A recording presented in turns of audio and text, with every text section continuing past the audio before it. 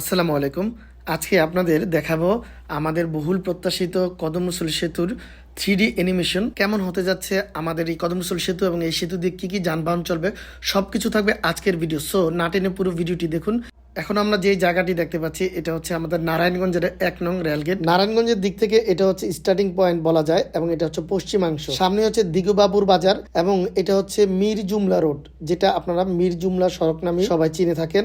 তো মীর জুমলা সড়কের পরেই হচ্ছে যে সামনের দিকটা এটা হচ্ছে নারায়ণগঞ্জ কলেজ, আর নারায়ণগঞ্জ কলেজের পরেই হচ্ছে নারায়ণগঞ্জ হাই স্কুল থাকবে এবং নারায়ণগঞ্জ হাই স্কুলের পরে হচ্ছে কালীর বাজার। ডান পাশে যে র্যাম্পটা উপরের দিকে উঠে গেছে এটা হচ্ছে মূল সেতুর র্যাম্প। এই র্যাম্প ধরেই আপনাকে নদীর পূর্ব দিকে অর্থাৎ বন্দরে যেতে হবে, আর বন্দরে যাওয়ার মূল র্যাম্পই হচ্ছে এটা। আচ্ছা, কে কোথা থেকে আমার এই ভিডিওটি দেখছেন অবশ্যই কমেন্ট করে যাবেন এবং ভিডিওটি কেমন লাগছে। আমরা এখন যে অংশটা অতিক্রম করছি সেটা হচ্ছে কালীবাজার, বাম দিকে হচ্ছে কালীর বাজার, ডান দিকে হচ্ছে ফলপট্টি, যেটা আমরা ফলের আড়ত নামে চিনি। কিছুক্ষণের মধ্যে আমরা এখন সেতুর মূল অংশে প্রবেশ করছি এবং নদীর উপরে চলে। আমার মনে হয় এই প্রথম আপনারা 3D ভিজুয়াল এবং এত সুন্দরভাবে আপনারা দেখতে পাচ্ছেন আমাদের কদম রসুল সেতুটা কতটা সুন্দর হতে যাচ্ছে এবং কি কি যানবাহন চলবে এখান দিয়ে। এরই মাঝে আমরা শীতলক্ষা নদীর উপর চলে এসেছি। এটা হচ্ছে সেতুর মূল অংশ। আমার মনে হয় এই কন্টেন্টটাই প্রথম যেটা পুরো সেতুটি আপনাদের দেখাচ্ছে। এটা হচ্ছে বন্দরের একরামপুর অংশ, যে অংশটা বন্দরে এসে মিলিত হয়েছে এবং এটাই হচ্ছে সেতুর ইন্ডিং পয়েন্ট বন্দরের এবং বলা যায় স্টার্টিং পয়েন্ট বন্দরের। সো পুরো সেতুটি আপনাদের কাছে কেমন লাগলো, কোনো মতামত থাকলে